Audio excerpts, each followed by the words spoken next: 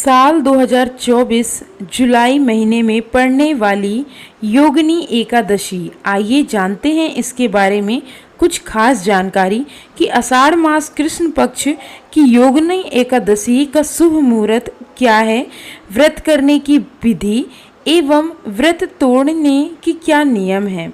साल 2024 में एकादशी के व्रत रखे जा रहे हैं। यह सभी भगवान विष्णु को समर्पित हैं। इस दिन उनकी पूजा करने से शुभ फलों की प्राप्ति होती है। ऐसे में कुछ लोग निर्जला उपवास भी रखते हैं और बेहद कठिन होता है। इस दिन को लेकर मान्यता है कि जो भी एकादशी का व्रत रखता है उस पर भगवान विष्णु के साथ साथ माँ लक्ष्मी की भी कृपा बनी रहती है। ऐसे में आषाढ़ मास में आने वाली योगिनी एकादशी का महत्व अधिक बढ़ जाता है। आषाढ़ महीने के कृष्ण पक्ष की एकादशी को योगिनी एकादशी के नाम से जाना जाता है। इस बार 2 जुलाई 2024 के दिन यह व्रत रखा जाएगा। मान्यता है कि योगिनी एकादशी के दिन विष्णु जी की पूजा अर्चना करने पर पापों से मुक्ति मिलती है। ये भी कहा जाता है कि इस व्रत को करने से मृत्यु के बाद भगवान विष्णु के चरणों में स्थान प्राप्त होता है। इस दिन व्रत रखने से 88,000 ब्राह्मणों को भोजन कराने के बराबर फल प्राप्त होता है। ऐसे में आइए जानते हैं योगिनी एकादशी व्रत कब रखा जाएगा। 2 जुलाई 2024 के दिन योगिनी एकादशी का व्रत रखा जाएगा। इस दिन पूजा के लिए शुभ मुहूर्त सुबह 8:56 से दोपहर 2:10 तक रहने वाला है। वहीं योगिनी एकादशी का व्रत पारण 3 जुलाई सुबह 5:28 से सुबह 7:10 पर होगा। योगिनी एकादशी पूजा विधि। योगिनी एकादशी के दिन विष्णु जी की पूजा का विधान है। साथ ही पीपल के वृक्ष की भी पूजा करनी चाहिए। इस दिन प्रातःकाल उठकर स्नान करना चाहिए। इसके बाद पीले रंग के वस्त्र धारण करना अधिक शुभ होता है। फिर भगवान विष्णु का ध्यान करते हुए व्रत का संकल्प लें। इसके बाद उनकी विधि अनुसार पूजा करें और योगिनी एकादशी व्रत की कथा पढ़ें। बाद में विष्णु जी की आरती करें। इस दिन आप जरूरतमंद लोगों को भोजन व दान दक्षिणा भी दे सकती हैं। इससे भगवान विष्णु प्रसन्न होते हैं। योगिनी एकादशी व्रत के नियम, आइए जानते हैं कि योगिनी एकादशी के दिन हमें किन किन नियमों का पालन करना चाहिए। सबसे पहला, योगिनी एकादशी व्रत के दिन अन्न का सेवन नहीं करना चाहिए। एकादशी का व्रत नहीं रखने वालों को भी चावल का सेवन नहीं करना चाहिए। इस दिन बाल, नाखून और दाढ़ी कटवाने की भूल न करें। योगिनी एकादशी के दिन ब्राह्मणों को कुछ दान अवश्य करना चाहिए।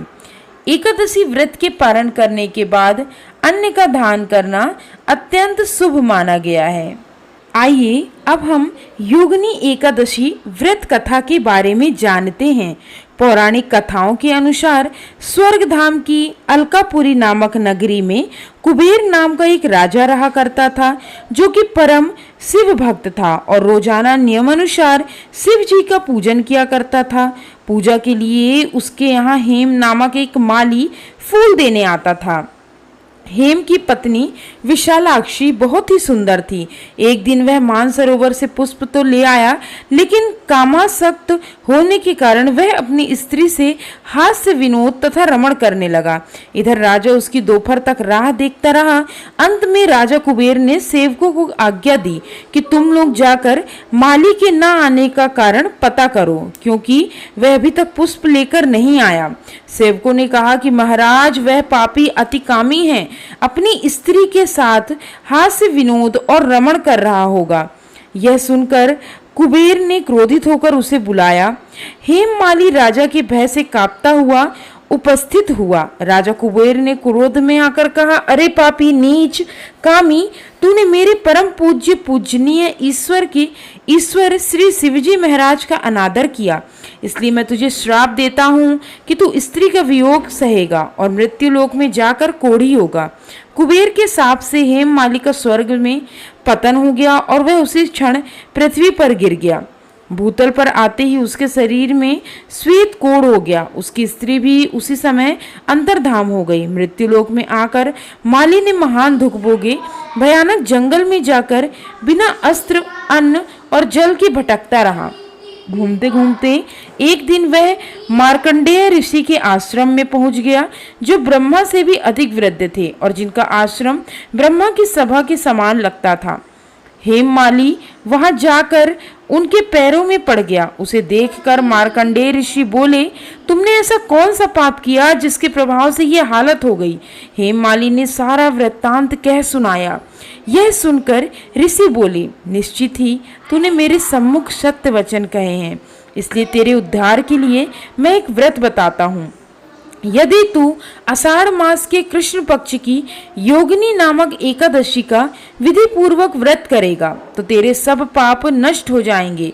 यह सुनकर हेममाली ने अत्यंत प्रसन्न होकर मुनि को शांताष्ट प्रणाम किया। मुनि ने उसे स्नेह के साथ उठाया। हेममाली ने मुनि के कथानुसार विधि पूर्वक योगिनी एकादशी का व्रत किया। इस व्रत के प्रभाव से अपने पुराने स्वरूप में आकर वह अपनी स्त्री के साथ सुखपूर्वक रहने लगा।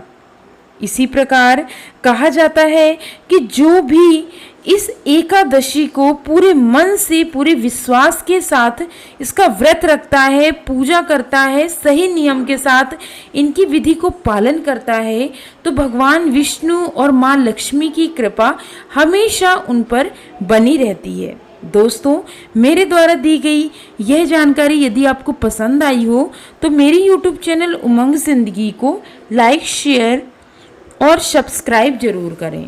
Thanks for watching. Hari Om तत्सम। जय विष्णु, जय माँ लक्ष्मी।